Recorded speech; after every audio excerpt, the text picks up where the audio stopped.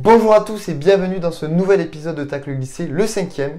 Et pour ce 5e épisode, j'ai décidé de m'inspirer d'Hollywood et de leur manque d'imagination.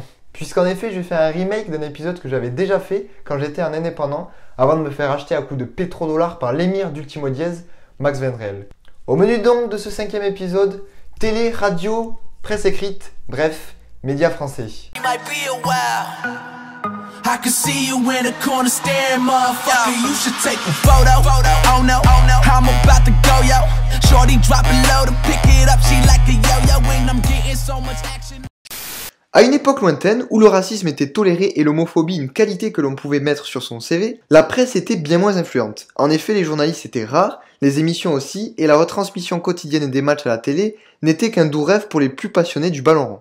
Aujourd'hui, la presse est partout dans le milieu du football. Elle s'est professionnalisée et diversifiée, que ce soit à la télé, à la radio, sur le journal papier ou même sur internet. Le football est donc le N'Golo Kanté de la presse, présent partout, tout le temps et pas prêt de s'arrêter. Et pour ceux qui trouvent que c'est trop, je vous invite à regarder vos téléréalités de merde et laisser les gens bien devant le ballon rond.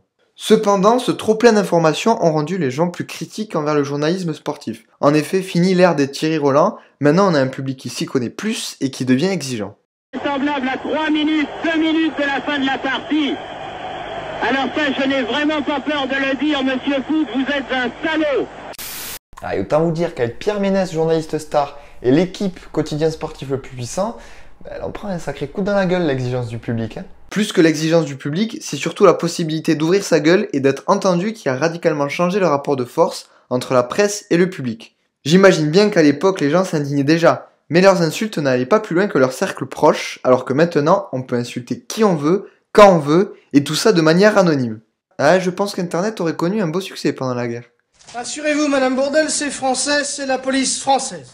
La cible de ces insultes sont pour la plupart à destination des journalistes stars. En effet, cette surmédiatisation a donné une notoriété assez incroyable à certaines personnes. Et spoiler, pas les plus compétentes. Suivis par des millions de personnes, ces gens-là restent quand même de grands influenceurs, malgré les insultes à répétition. Et comme dans tout domaine, ce n'est pas celui qui s'y connaît le mieux qui est le plus connu. Donc on a régulièrement le droit à entendre de sacrées conneries. Dans cette saison, c'est-à-dire qu'au maximum il en marquera 8. Et en plus en face... Non mais, Francesca. Non mais attendez, Francesca. Non, c'est-à-dire que vous pensez que Cavani va marquer 8 buts au total Ah, une dizaine, ouais, ce serait déjà pas mal. Mais encore plus fou, les anciens joueurs qui ont subi ce traitement sont maintenant de l'autre côté de la barrière et ne se privent pas pour faire ce qu'ils reprochaient aux autres. De la joie et de la haine. De la haine dans ma tête, tu te penses, tu te dis putain, je vous ai tous niqués, Tu les vois en plus, parce que dans la tribune, tu vois tous ces putains de journalistes. Et je me dis putain, je vous ai tous niqués. Ribus, il est international polonais. Non mais c'est une blague. Oh, bah, mais non mais c'était une purge, c'était nul. Monaco, c'était nul. De la haine, tu vois. À votre avis, c'est quoi le pire entre être enfermé dans la même pièce que Pascal Praud ou assister à un débat de Dominique Sévrac et Gilles Favard? Mais ce qui est intéressant, c'est de constater que même entre eux, les journalistes s'insultent. Combat d'infirme.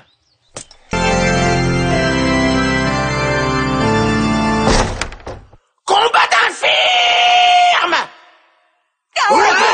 Puisqu'en effet, le traitement du PSG par l'équipe a provoqué un ras-le-bol général.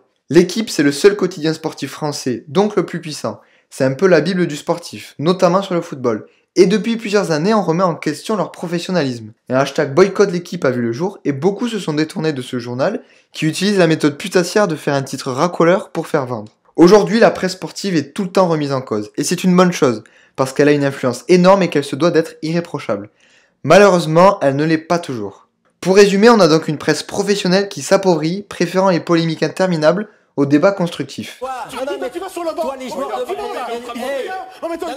peux crier plus fort que toi. C'est un joueur de Bacassa, Nibra. Donc c'est tout. Ton argument, il fait sympa. Il n'y aura pas de Ligue des Champions. Il est insortable. Parce qu'il te fait gagner les titres. Personnellement, si je me suis lancé sur YouTube, c'est à cause de ces journalistes. Et même si je suis encore très perfectible, je pense être un petit peu plus pertinent que Stéphane Pauwels.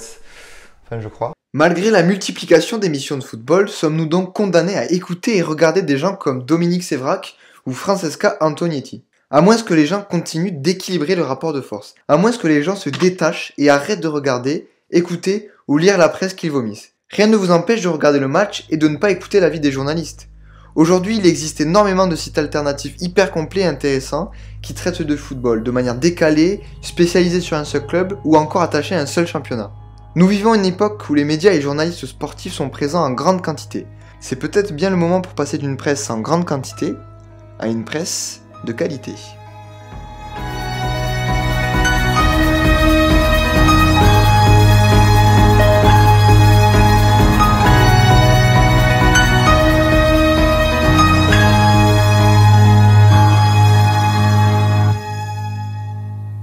Merci d'avoir regardé cette vidéo, n'hésite pas à lâcher un petit like si t'as kiffé et abonne-toi pour voir la suite, il y a du très lourd qui arrive.